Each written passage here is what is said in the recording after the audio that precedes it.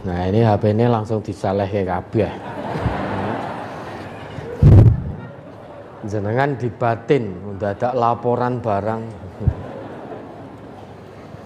Bapak Ibu ya, perlu kita pahami bersama. Ya. Di majelis kita ini ada nizam, ada nilai.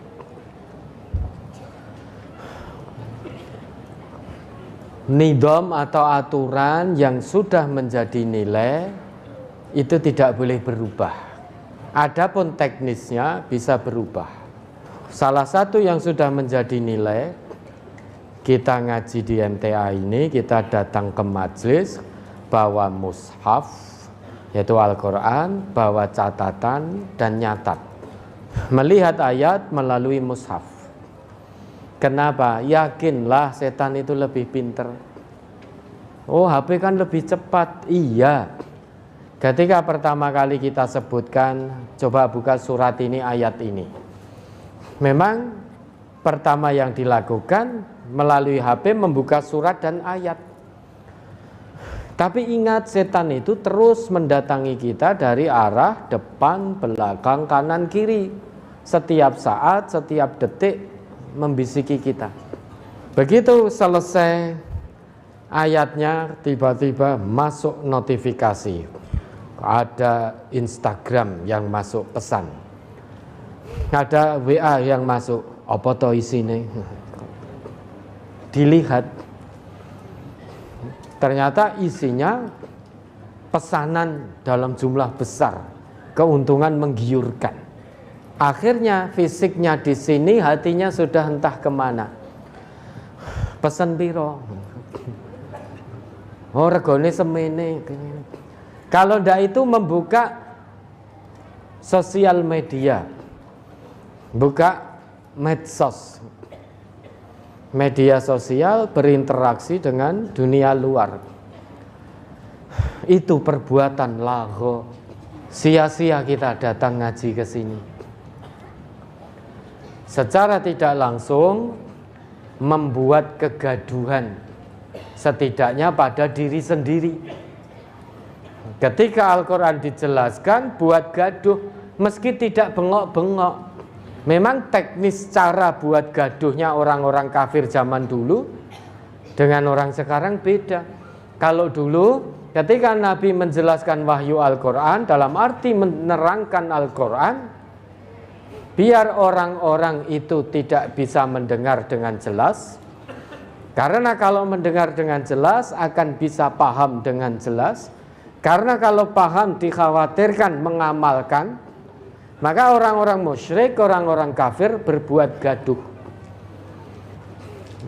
La tasma'u li hadzal Qur'an walghaw fihi la'allakum taghlibun. Coba diingat kembali ayatnya. Surat Fussilat Surat 41 ayat 26. Wa qala allazina kafaru la tasma'u li hadzal qur'ani walghaw fihi la'allakum taghlibun. Dan orang-orang yang kafir berkata, janganlah kamu mendengarkan dengan sungguh-sungguh akan Al-Qur'an ini, dan buatlah hiruk pikuk terhadapnya supaya kamu dapat mengalahkan mereka. Nah, kita sibuk dengan HP kita, berarti kita telah menutup penjelasan Al-Quran pada diri kita. Berbuat gaduh terhadap diri kita sendiri. Tidak fokus lagi pada Al-Quran yang diterang-terangkan, yang dijelas-jelaskan, tapi sibuk dengan setan gepengnya. Sibuk dengan setan gepengnya. Maka yang menang setannya. Padahal perintah Allah itu, setan itu musuh. Perlakukan dia sebagai musuh. Apa sulitnya? Datang ke sini, duduk, matikan, masukkan tas, sudah. Apa sulitnya? Kenapa kalah? Padahal Allah katakan fattakhiduhu aduwa, jadikan setan itu sebagai musuhmu.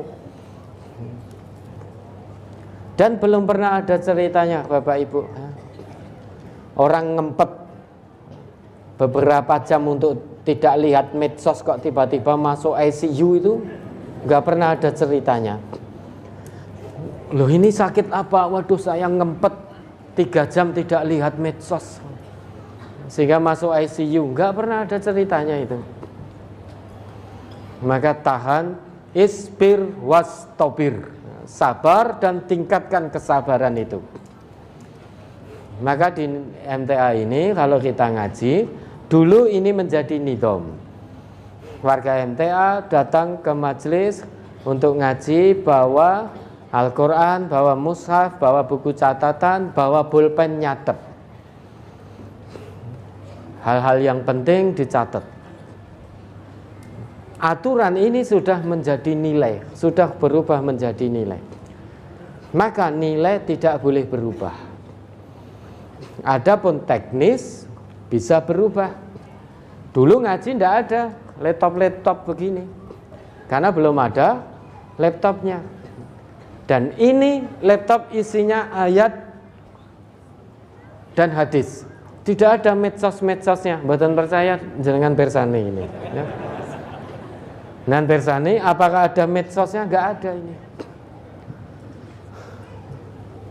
Maka setan itu lahu khutuwat. Setan itu punya banyak cara. Mudah sekali sekarang ini dengan setan gepeng menggelincirkan kita, membuat gaduh pada diri kita sendiri untuk berbuat lagho terhadap diri sendiri saat ngaji. Maka pertanyaan Bapak tadi, apakah HP dan catatan? Tidak, mushaf. Dengan ini loh, ini mushaf. Maka lihat surat ini, ayat ini, yang dibuka ini. Itu menjadi celah setan untuk masuk, kita tutup. Maka warga MTA melihat ayatnya tidak dari HP, tapi dari mushaf. Karena kalau dari HP-nya berarti kita membuka celah setan. Dan ternyata banyak di antara panjenengan yang rawuh ke sini, fisiknya di sini tapi hatinya entah kemana, berselancar di dunia maya.